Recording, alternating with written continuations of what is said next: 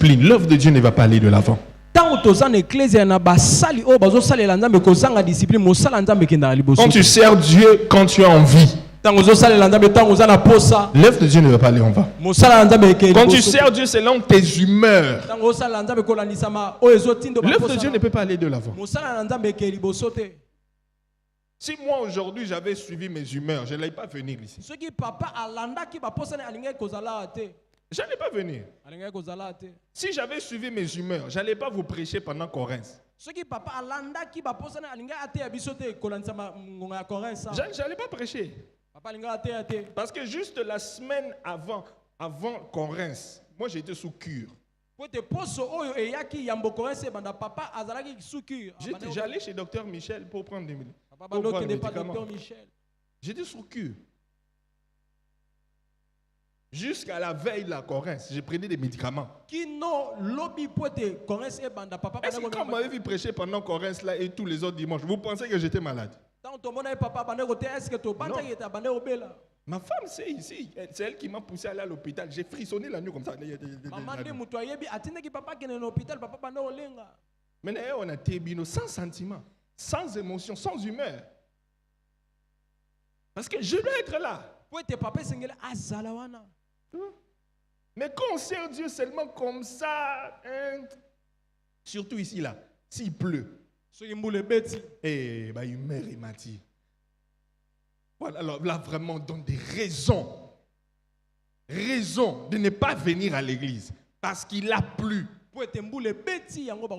C'est la raison pour laquelle certains d'entre vous, Dieu ne va pas vous donner les visas pour aller en Europe ou en Amérique. Ou en Amérique. Vous n'irez pas là-bas. Oui, c'est ça. Parce que là-bas, pendant l'hiver, la rue est glacée. Il fait très froid. Il y a la neige. Certains doivent sortir sous la neige pour aller au travail. D'autres doivent sortir sous la neige pour aller à l'église. Déjà ici, il pleut seulement. Il pleut. Tu ne viens pas à l'église. Maintenant, tu veux que Dieu... Sans effet. Prière sans effet. Tikalawa.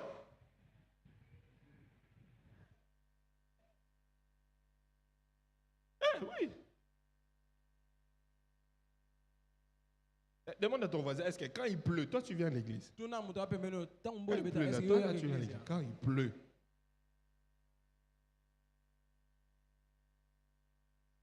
Vous savez, souvent c'est seulement l'œuvre de Dieu où beaucoup de chrétiens le font avec beaucoup d'indiscipline, avec un manque de discipline. Regardez comment certains d'entre vous sont disciplinés dans le lieu de travail.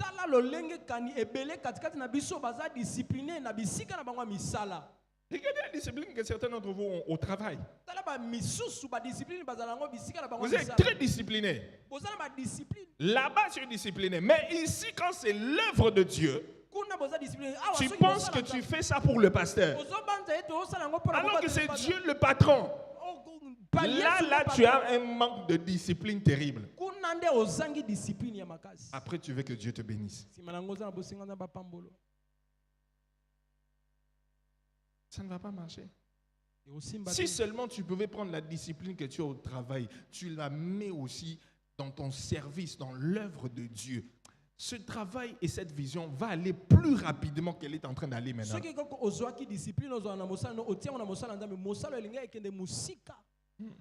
Dis à ton voisin, si seulement tu prends ta discipline là que tu mets au travail, mets ça en l'œuvre de Dieu. Yebisa voisin. Au moins une discipline là au tchaka na musala. Changoka na musala nzambe. Au moins ande nzamba opambola yo. Oui. Oui, ici voisin, hein? Oui, ici voisine, hein? Oui. Oui. Là, parce qu'ils pensent que non, on fait ça, c'est pour le pasteur béni, c'est pas pour moi. C'est Dieu qui va te récompenser, c'est pas moi. C'est que moi, je vais te donner, ça ne peut rien représenter par rapport au bénéfice bénédiction que Dieu va déverser sur ta vie. Mais vous savez aussi, dans cette église, il y a aussi des serviteurs très disciplinés. Il n'y a pas seulement des serviteurs qui manquent de discipline, il y a aussi de ceux-là qui sont très disciplinés. Il y a des gens, je sais qu'une fois que j'arrive au culte, ces gens-là ne peuvent jamais manquer au culte. Je sais que dans tel département, j'ai des gens là qui sont tellement disciplinés que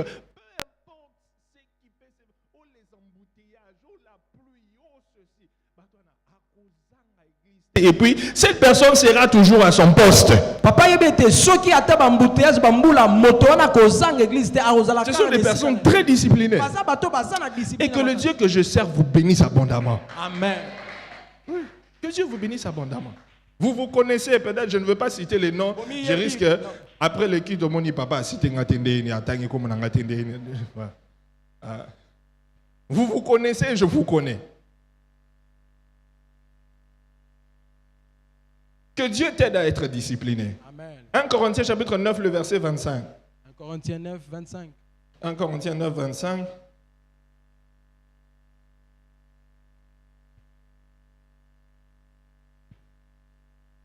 Tous ceux qui combattent s'imposent toute espèce d'abstinence et ils le font pour obtenir une couronne corruptible. Mais nous, faisons-le pour une couronne incorruptible. Donne-moi le verset 27. 1 Corinthiens 9, 27. Paul est en train de dire, mais je traite durement mon corps et je le tiens assujetti, de peur d'être moi-même rejeté après avoir prêché aux autres. Ça, c'est la discipline. C'est ça la discipline. Il dit, je traite durement mon corps. Je traite durement mon corps. Je suis discipliné. Je fais ce que je dois faire au moment où je dois le faire, même quand je n'ai pas envie. C'est ça la discipline. Que Dieu t'aide à être discipliné. Amen. Que Dieu t'aide à être discipliné. Amen. C'est très important. Même dans la vie courante. Si tu n'es pas discipliné, c'est difficile. Voici les manifestations du manque de discipline. Les manifestations du manque de discipline. Premièrement,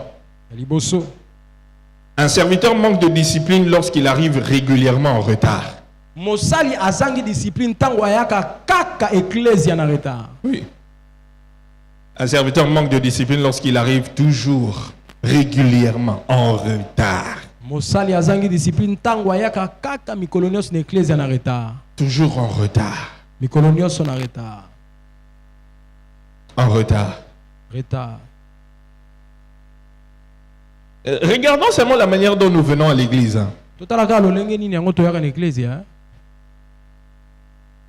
Même dans la vie, lorsque on te donne rendez-vous, tu arrives toujours en retard. C'est un manque de discipline. On te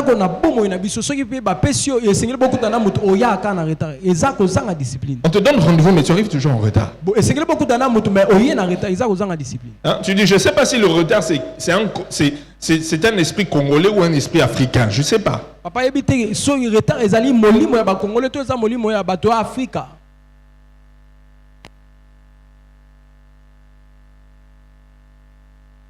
Quand tu arrives toujours en retard. C'est un manque de discipline. Alléluia. Amen. Alléluia. Amen. Dis à ton voisin, apprends à toujours être à temps au culte. Il y a d'autres personnes ici.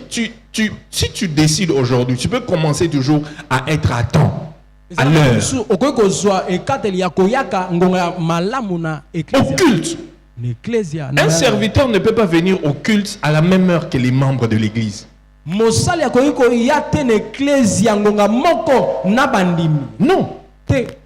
Tu n'es pas un simple membre.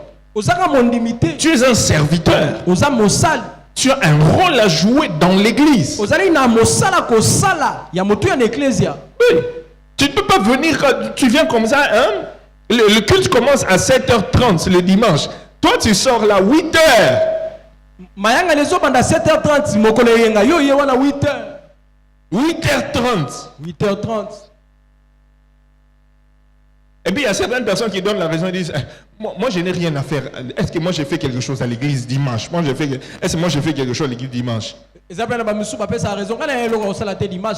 qui t'a dit que si tu n'as rien à faire à l'église dimanche, que tu dois venir en retard dimanche?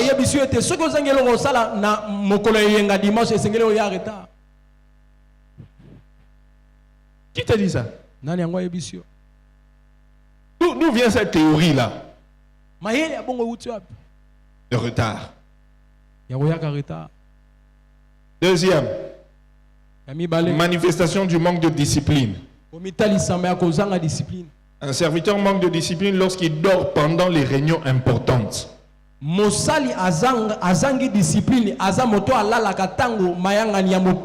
Comme cette réunion est importante, tu vas voir quelqu'un en train de dormir. Restons seulement calmes. On va attraper quelqu'un qui dort.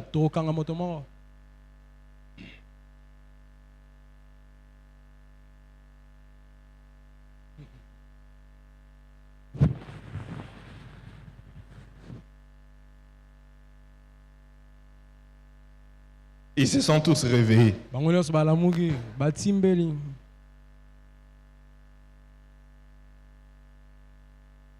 Toi, tu as réunion avec quelqu'un de très important et tu seras en train de dormir pendant que vous avez réunion. Vous parlez des choses très importantes dans n'importe quel domaine et toi, tu dors. Tu n'es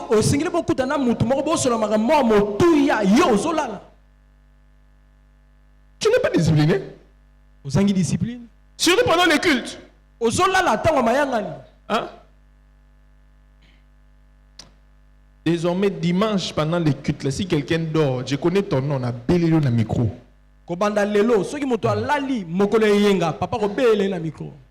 Comme il y a quelqu'un qui est souvent ici, là, il a l'habitude de dormir chaque dimanche. Ce dimanche, je le vois dormir, je vais lui demander, désormais, tu vas commencer à t'asseoir là-bas derrière. C'est quelle semaine qui vient quand on dit ouvrons nos Bibles dans le livre? Toi, tu dis,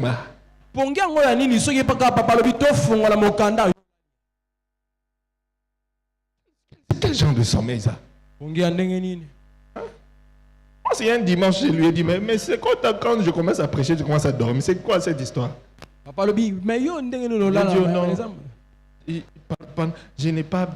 Je n'ai pas pu bien dormir la nuit. J'ai dit, mais il faut venir au deuxième. Viens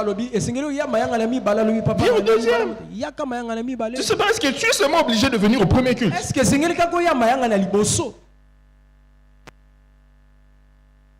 Viens au deuxième.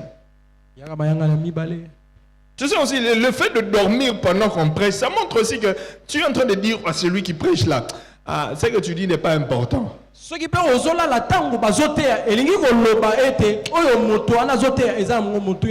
ça.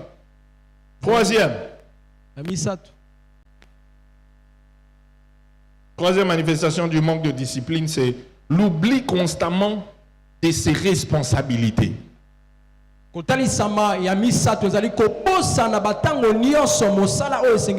L'oubli constamment de ses responsabilités. Lorsque tu oublies la tâche qu'on t'a donnée, le travail qu'on t'a donné, tu oublies. C'est un manque de discipline. On t'a confié une tâche, mais tu ne fais pas toujours la tâche, tu oublies de faire ça. C'est un manque de discipline. Quatrième. Lorsque tu as du mal à être constant,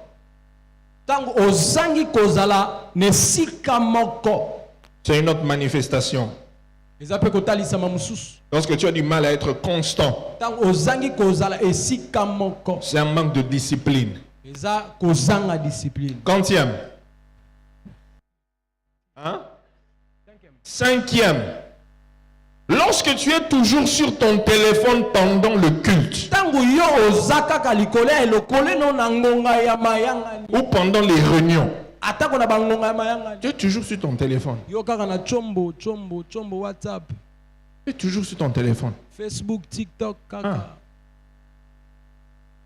J'ai remarqué qu'il y a des gens qui n'ont pas... C'est ça, c'est le manque de discipline.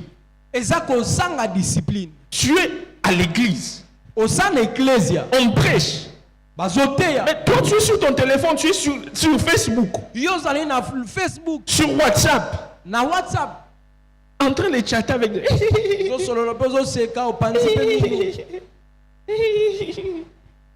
Pendant le culte, tu manques de discipline. C'est un manque de discipline. C'est pourquoi moi je conseille souvent aux gens, lorsque vous venez à l'église, venez avec un carnet, n'écrivez pas sur le téléphone.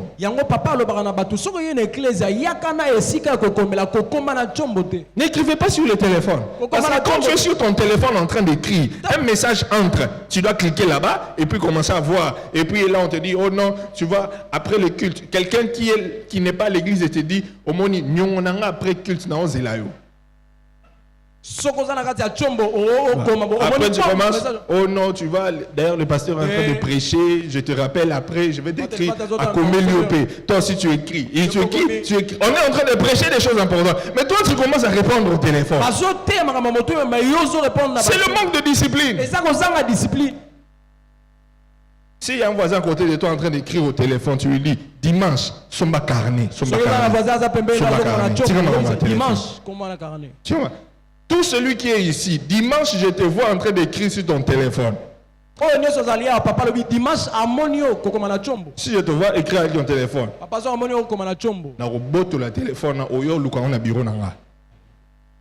oui, parce que là, je suis en train de t'enseigner.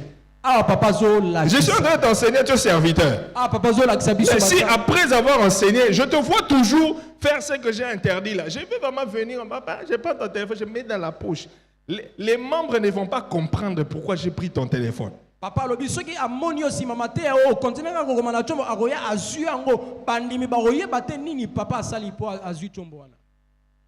C'est un manque de discipline. Achète un carnet.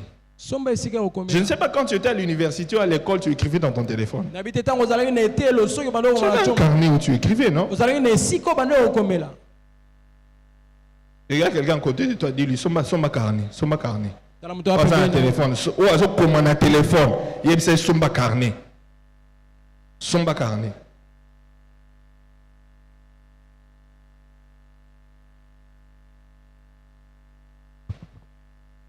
Quantième point? Sixième. Hein? Un serviteur manque de discipline lorsqu'il travaille seulement sous surveillance d'un responsable.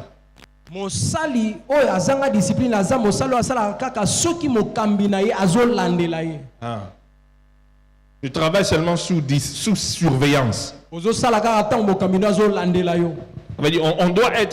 doit te surveiller pour faire le travail qu'on t'a demandé de faire.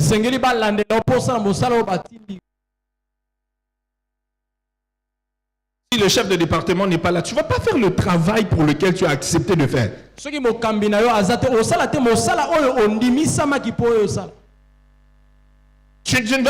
vas pas respecter ton engagement. Si tu es dans le département de nettoyage, est-ce qu'on doit te surveiller et t'appeler? Tu dois nettoyer. Vous devez nettoyer. Vous devez arranger les temples. Vous devez faire ceci. Mais c'est un engagement que toi-même tu as pris. On doit encore être derrière toi. Vraiment. Si on veut pris l'engagement de chanter, est-ce qu'on doit encore être derrière toi?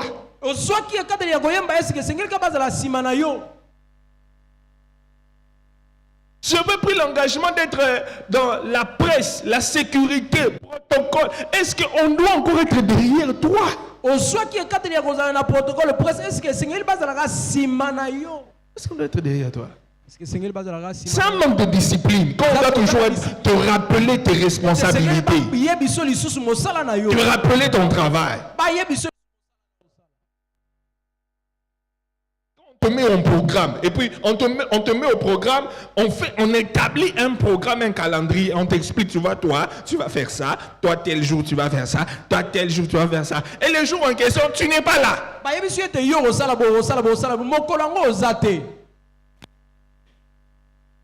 Et puis tu dis, nani akoya osalango. Nani. C'est le manque de discipline. Le manque de discipline.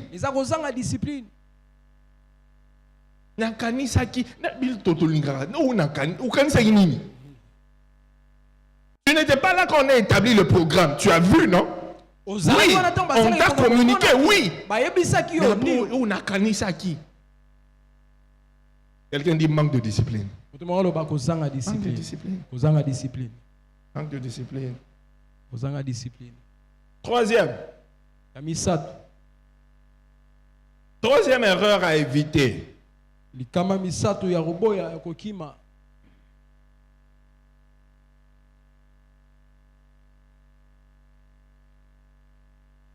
Troisième erreur à éviter.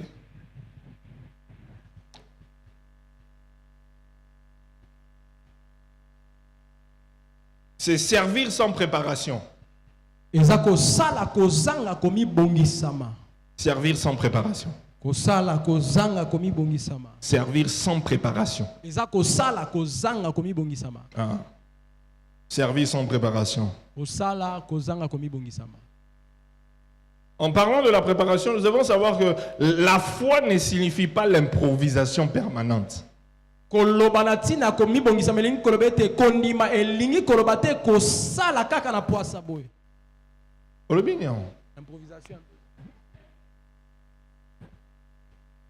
La foi ne signifie pas l'improvisation tout le temps.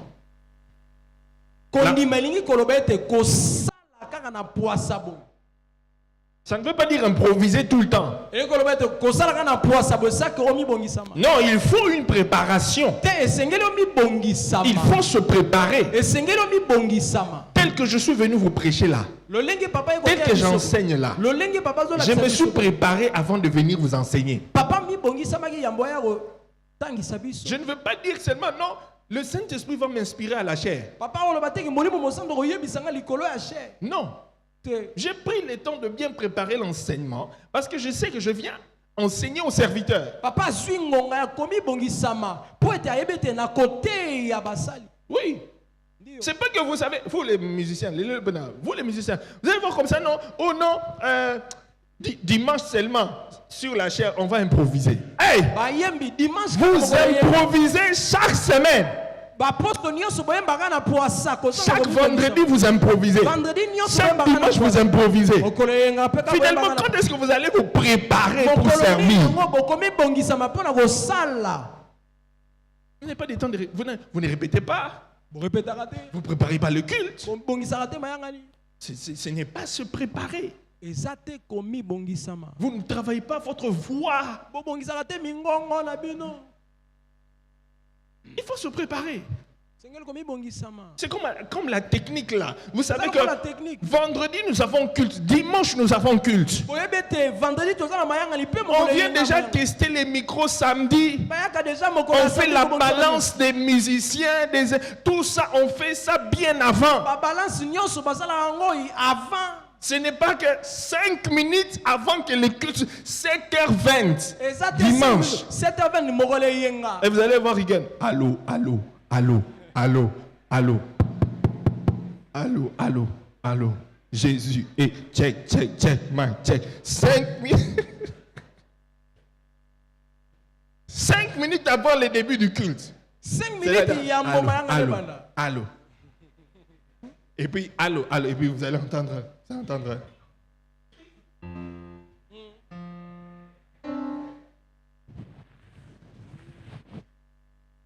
Cinq minutes avant le début du culte. Après, quand je vais commencer là, je vais dire quoi? Dan. Retour.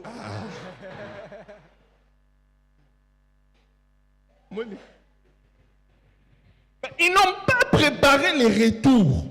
Ils n'ont pas vérifié que les retours marchent.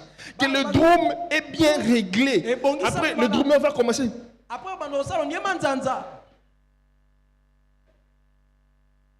Les musiciens n'ont pas réglé ils n'ont pas fait la balance. Après vous allez voir, ils sont souvent comme ça.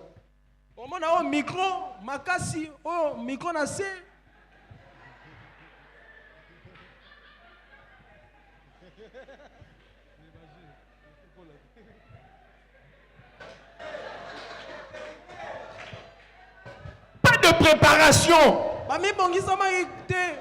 Oh, ce que j'ai dit, c'est vrai ou c'est pas vrai? Servir Dieu sans préparation. Donc, on vient seulement dimanche, on va seulement improviser. Les techniciens viennent improviser.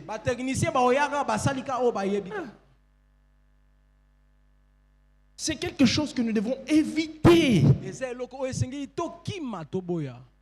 Éviter. C'est ça. Vous êtes au nettoyage. Vous savez que dimanche, nous avons que je dois nettoyer tout le temple. Nettoyer les instruments. On prépare le temple. Souvent, c'est moi qui détecte les toiles d'araignée ici. Hein? Avant que le culte ne commence, je suis seulement là, je regarde. Je passe comme ça, je regarde. Puis je me dis, viens enlever ici. Viens enlever là-bas. On va rater. C'est moi qui vais regarder. Je dis, Joss. Comment ça va comme ça? Poussière. Parce qu'on ne prépare pas. On ne prend pas le temps de préparer. On ne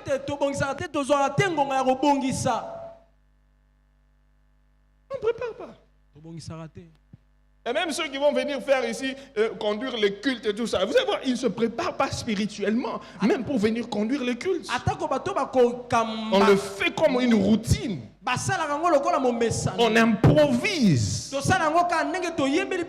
chaque fois que nous venons servir Dieu, c'est une chose à éviter. Éviter. Les techniciens, alléluia. Amen. Les techniciens, alléluia. Dan, que dimanche que je ne dise pas. Dan, retour. Que aucun musicien ne puisse tout faire comme ça là. Non. Que chacun dans le département où tu es prépare le culte. Prépare-toi à venir servir. Alléluia. Amen. Alléluia. Amen. C'est très important. Très important. Lorsque tu te prépares pour servir Dieu, il y a un message que tu envoies à Dieu. Et ce message-là, tu es en train de dire à Dieu, je prends au sérieux ce que tu m'as confié.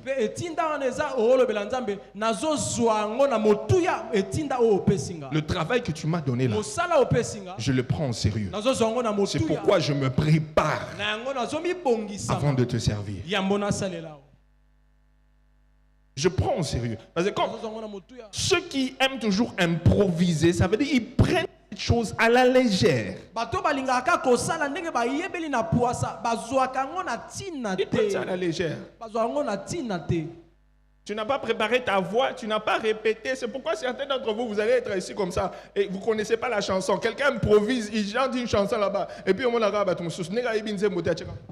yango ezala ba musique na mususu abonze mongongo ta yebi kutu tente mbote yango so batini nzembo aotalaka batu boyeka aotalaka mibeta mibeta. C'est des gens comme ça. Il chante pas, il ferme sa bouche. Et puis il y a d'autres il là. Monoko kande beta. Ayi bine nzembo te. Pourquoi? Parce que excès d'improvisation. Komesa na kosala ka nde to yebi. Et je vais finir par ici. Papa osilisa. Dernière erreur à éviter. En fait, la dernière pour aujourd'hui. Servir dans la négligence. Servir dans la négligence.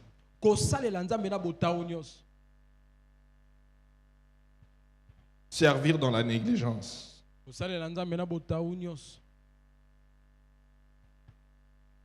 La négligence consiste à accepter une responsabilité sans lui accorder les soins l'attention et le sérieux nécessaires. Kozanga kosalango na posa nyonso. Kozanga kosalango na motema mobimba. Je répète, la négligence consiste à accepter une responsabilité Kosala na botawo elingi kolakisa ete kondima mosala moko sans lui accorder kozanga kopesa yango les soins, baswa l'attention kopesa yango attention et le sérieux nécessaire. pe kosala yango na motuya oyo esengeli. C'est ça. C'est ça la négligence. Yango neza kosala Tu acceptes une responsabilité ondimi mosala moko boye sans accorder à cette responsabilité le soin, l'attention et le sérieux. ozangi kosala yango na posa nyonso na soin nyonso na sérieux. Une personne négligente Moto azosala na botawu ne refuse pas toujours de servir ouvertement. aboyaka te liboso bato boye etinda ya kosala. Hein? Une personne négligente ne refuse pas toujours de servir ouvertement. Moto azala na botawu aboyaka te etinda ya boya kosala. Elle peut être présente, Akoye kozala wana occuper son poste, kosala na esika na ye accomplir même ses responsabilités, aosala pe mosala o bapesaki mais traite son travail avec légèreté. Fais cela avec légèreté. kasi azosala mosala ngo na bolembu nyonso na ntina te. Avec beaucoup de légèreté. Aosala ngo na bolembu nyonso. Proverbe chapitre 18, le verset 9.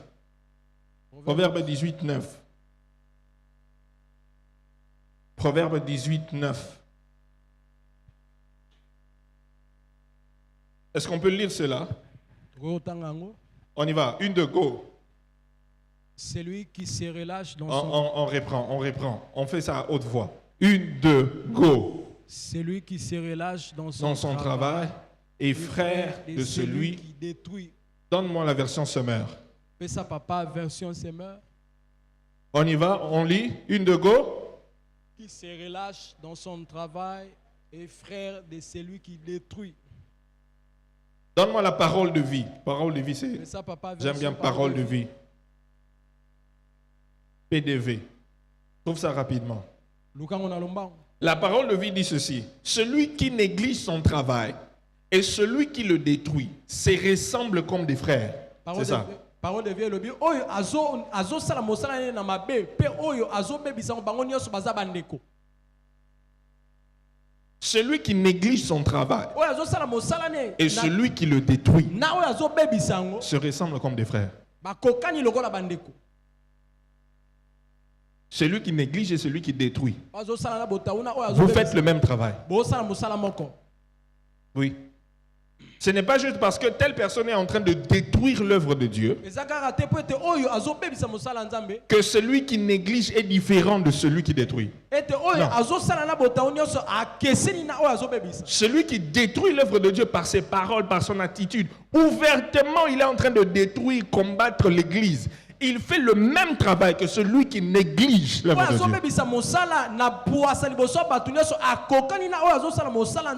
Vous faites exactement le même travail. C'est juste que toi tu détruis l'œuvre de Dieu par ta négligence. Regarde ton voisin, tu lui dis, c'est comme si tu es en train de détruire l'œuvre de Dieu par ta négligence. Non, dis à ton voisin, c'est comme si tu détruis l'œuvre de Dieu par ta négligence. C'est comme si tu es en train de détruire l'œuvre de Dieu par ta négligence. Oui. Romains chapitre 12, le verset 11. Romains 12, 11. Romains 12, 11 dit, ayez du zèle et non de la paresse. Soyez fervents d'esprit. Servez le Seigneur.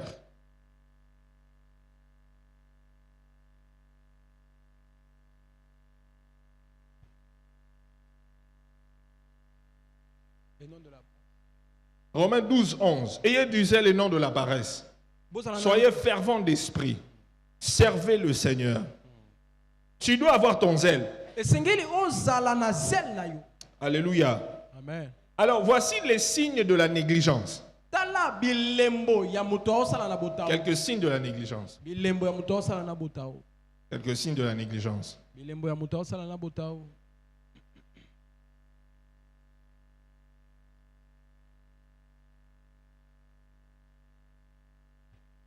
Premier signe de la négligence, Lorsqu'il faut constamment te rappeler ce que tu dois faire. Lorsqu'on doit constamment te rappeler ce que tu dois faire. Lorsqu'on doit constamment te rappeler ce que tu dois faire. On doit te rappeler ce que tu dois faire. Ton travail. Ce que tu as accepté de faire à l'église. Ce que tu as accepté de faire pour Dieu. On doit te le rappeler.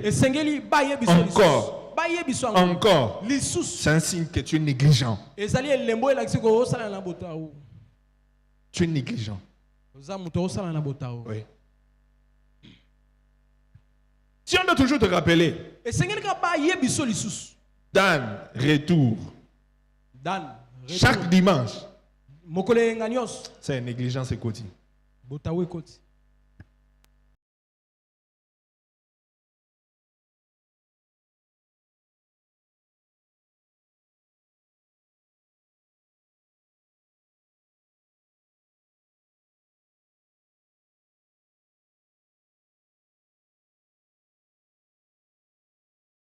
Clavériste, où sont les chantres? Où sont les...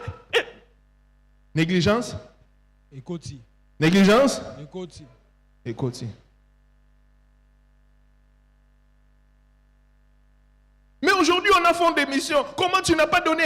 On t'appelle au téléphone, mais tu ne sais pas que c'est dimanche, c'est les fonds d'émission. J'avais oublié. Négligence.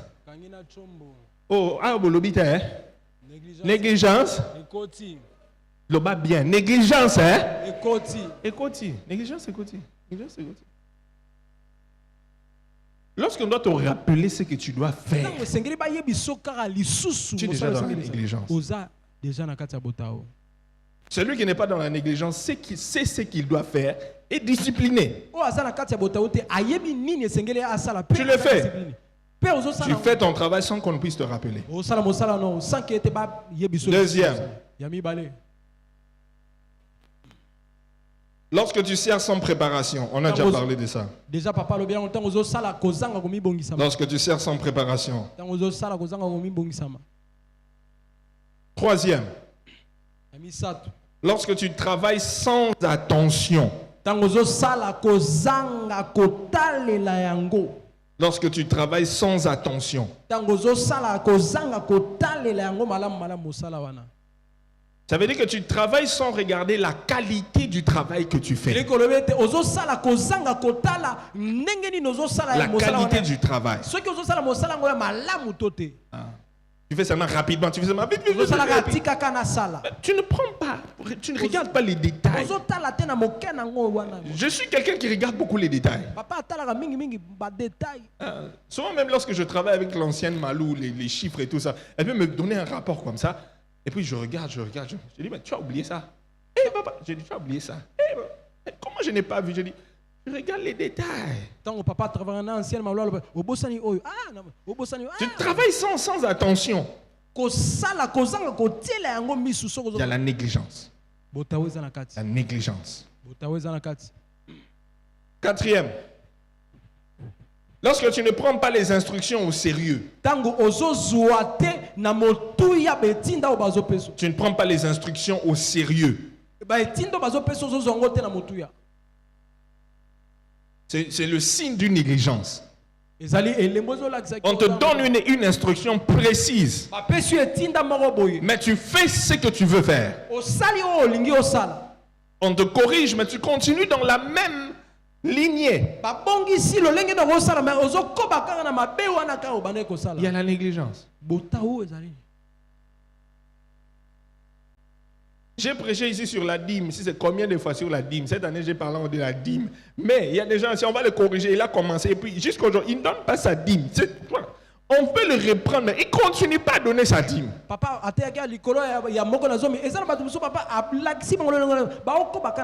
te corrige ton erreur, mais tu rentres encore dans ça.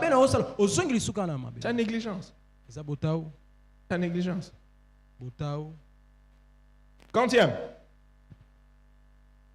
Cinquième, sixième. Cinquième. Lorsque tu trouves toujours des excuses. Toujours des excuses. Toi, tu ne manques jamais d'excuses. Une personne négligente explique souvent pourquoi quelque chose n'a pas été fait. Ils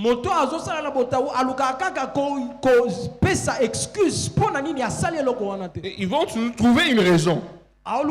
Si je n'ai pas fait, c'est parce que. C'est parce que je pensais que quelqu'un d'autre allait faire ça. Et je n'étais pas au courant. Oh, je n'avais pas vu. Je n'étais pas informé. Personne n'est pas rappelé. Ils trouvent toujours des excuses. C'est un signe que négligence. Écoute. Négligence déjà.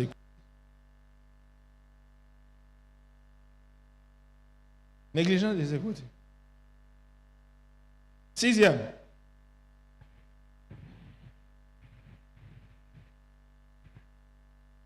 Lorsque tu traites les choses de Dieu comme si elles étaient sans importance.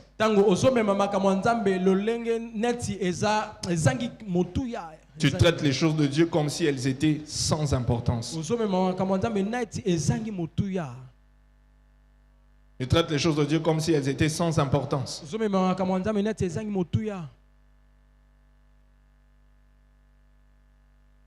Négligence déjà écoutée. Et enfin, ne pas prendre le service pour Dieu au sérieux. Ne pas prendre le service pour Dieu au sérieux. Ne pas prendre le service pour Dieu au sérieux. Ça veut dire tu prends ça avec légèreté. Tu prends ça avec légèreté. Tu sers Dieu avec légèreté. Tu penses que tu sers un homme. Tu sers Dieu. Mais tu le prends avec légèreté. Tu ne prends pas ça au sérieux. Et toute personne qui traite le service de Dieu avec légèreté, c'est parce qu'ils ont oublié certaines choses. Ils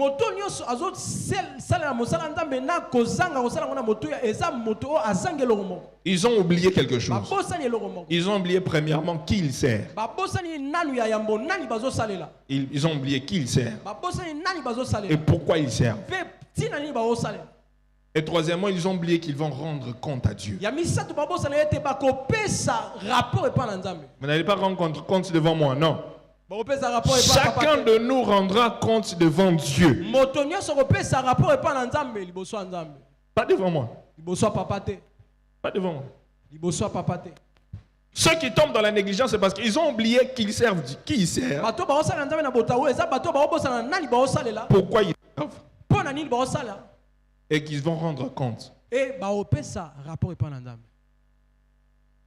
Bouge ton voisin, tu lui dis, n'oublie pas qui tu sers. Dis-lui, n'oublie pas pourquoi tu sers. Dis-lui, n'oublie pas que tu rendras compte de ton service devant Dieu. Que Dieu vous bénisse.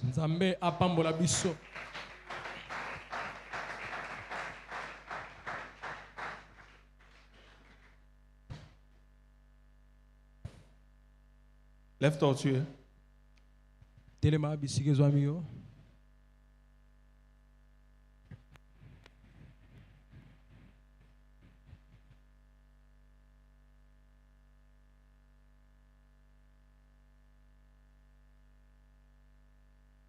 Tu vas prier le Seigneur. Tu vas prier le Seigneur. Peut-être que tu es tombé déjà dans ces erreurs-là. Tu as fait des erreurs. Tu sers Dieu avec négligence. Tu ne traites pas les choses de Dieu au sérieux. Tu sers Dieu sans préparation. Tu n'as plus d'intimité avec Dieu. Tu te retrouves dans des erreurs. Je voudrais que ce soir, tu répares avec Dieu. Sincèrement, et que tu prennes une décision nouvelle. Pour ce nouveau mois qui commence. Qui commence déjà demain. Et que déjà dimanche qu'on voie, que Dieu voie ce changement-là. Tu as écouté la parole de Dieu. Ouvre ta bouche, commence à prier. Ouvre ta bouche, commence à prier. Il y a certains d'entre nous qui doivent se repentir. Est-ce qu'on peut tous se lever? Si tu n'as pas un enfant que tu transportes, est-ce qu'on peut tous se lever?